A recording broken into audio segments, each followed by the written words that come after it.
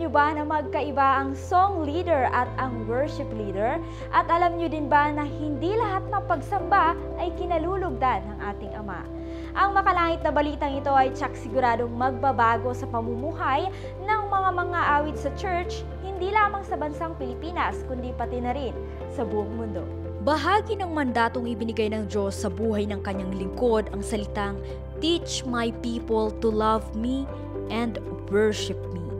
Isang uri ng pagsamba na kinalulugdan ng Ama. Kapag ikaw ay isa ng Kristiyano, napakasarap nga naman talagang awitin ang mga awiting makalangit. Sa madaling salita, masarap sumamba at magpuri sa ating Panginoon. Ngunit lingid sa inyong kaalaman na ang Ama nating nasa langit ay naghahanap ng isang uri ng pagsamba na kalugod-lugod sa kanyang mga mata.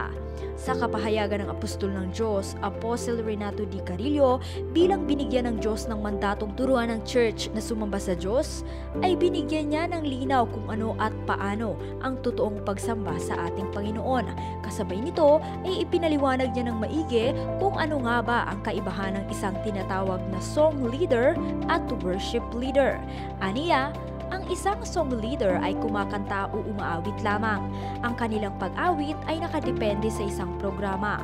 Ngunit ang isang worship leader ay uhaw sa Diyos. Balot ng kaluwalhatian ng Diyos, banal at mayroong napakalinis na buhay. Ang kanyang uhaw at gutom sa Diyos ay hindi tumitigil, kundi pataas ng pataas, at ang makalangit na pagsamba ay pangkaraniwan na lamang sa buhay niya. Ilang ulit niya ding binanggit sa kanyang pangangaral ang salitang mataas na kabanalan pagdating sa pagsamba. Panoorin ito. Pag song leader ka, attracted ang tao sa iyo. Sa talent mo, sa gifting mo, sa performance mo, sa voice mo. Pag heavenly worshiper ka, attracted ang mga tao sa Diyos. Pag ang mga worshiper, ang mga heavenly worshiper ay holy, blameless, spotless, pure, righteous, the glory of God will come down and worship us.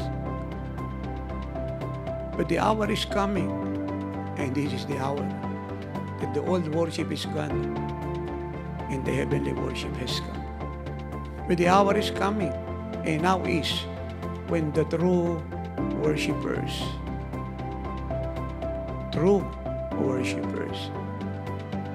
hindi sinabi Lord na song leader, true worshipers will worship the Father in spirit and in truth. So God is a spirit. So all biblical heavenly worship must be done in the spirit. Napakaraming kumakanta sa buong mundo sa iba't ibang denomination at churches. But only 1% pass the qualification God demanded. Only 1% pass the standard of God. Ang totoong pagsamba ay kinakalugdan ng Diyos. It must be always done in the Spirit. Because God is Spirit. Napakaganda nga kung ikaw ay mabubuhay sa totoong makalangit na pagsamba sa ating Panginoon dahil hindi ka lamang kalulugdan ng Ama, kundi habang ikaw ay sumasamba, ang lahat ng kasalanan, sakit at karamdaman, problema at lahat ng gawa ng kaaway ay mawawasak dahil ang Diyos ay dadalaw at ang kanyang presensya ang siya mismong sisira sa lahat ng ito. Baliwala nga lahat ng mga magagandang instrumento at magagandang tinig kung wala ang presensya at pagsama ng Diyos dito. Kaya naman, ngayong alam na natin kung paano ang totoo at nakalulugod sa Diyos na pagsamba, tayong lahat ay matatawag ng isang worship leader o worshiper sa harapan ng Diyos at posible na dito sa lupa ay maialay natin sa Diyos na siyang kataas-taasan sa lahat ang isang makalangit na pagsamba.